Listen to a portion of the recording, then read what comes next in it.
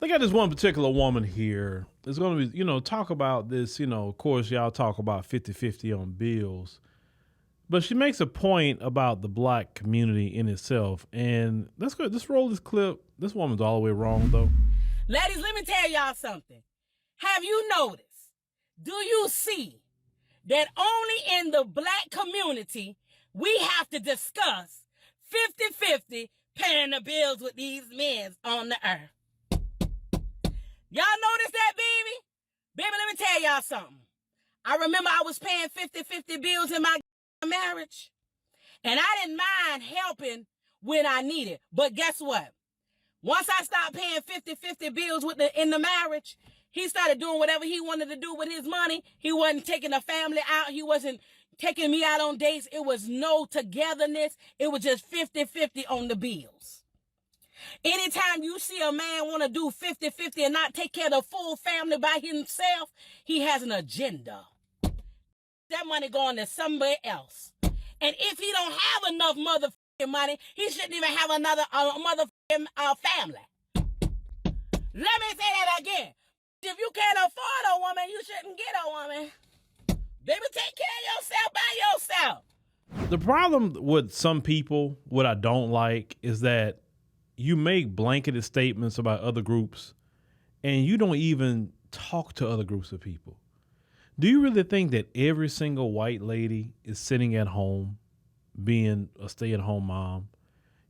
How many of y'all complain about Karen in the workforce? Obviously, if Karen is in the workforce, acting a fool, snitching on you and the manager, well, obviously she's not at home living the soft life, right? So clearly there's a lot of white women at work. There's a lot of Hispanic women that work every single day, and they have their husbands. You have Asian women at work, East Indian women at work. There are women of all communities that go out to work and pay bills in their household because they have a family unit and they're trying to make it in their family. Now, every dynamic is different. Let's say, because I've seen multiple ways. I've seen where it is 50-50, and that's what it is.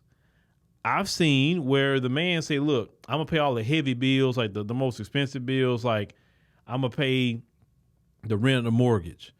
I'm going to pay the car note and insurance and things like the higher price bills I'm going to pay, and you pay the things that's maybe not as high, like the electric, the gas, the cable internet bill, different things like that. Or maybe the bill's so high and say, look, you buy the kids clothes, I'm going to pay all these higher bills. I've seen that, right?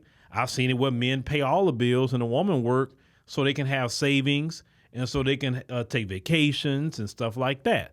I've seen those situations, right? So it's multiple situations why people are working. People of other communities, they do work. Women work of other communities. Like, y'all always talk about what other groups aren't doing. Oh, they don't talk about 50-50. You're right. They don't make a bunch of videos about 50-50. I will agree with you on that. But the reason why they don't make videos about 50-50 is because why?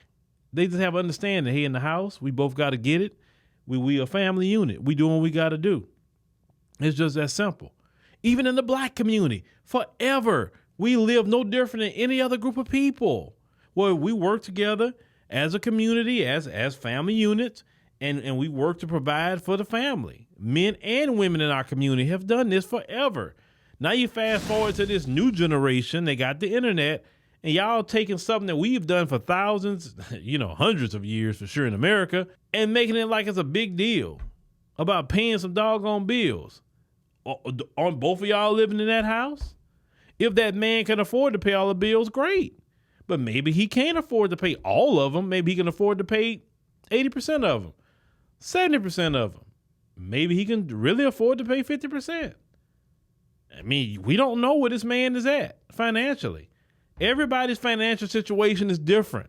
It's no one size fits all when it comes to people's household or their finances. Now, this woman, I didn't want to put y'all through more than her theatrics. She said that she was paying 50-50, but she was saving money on the side because she didn't like the fact that she had to pay bills and all of that.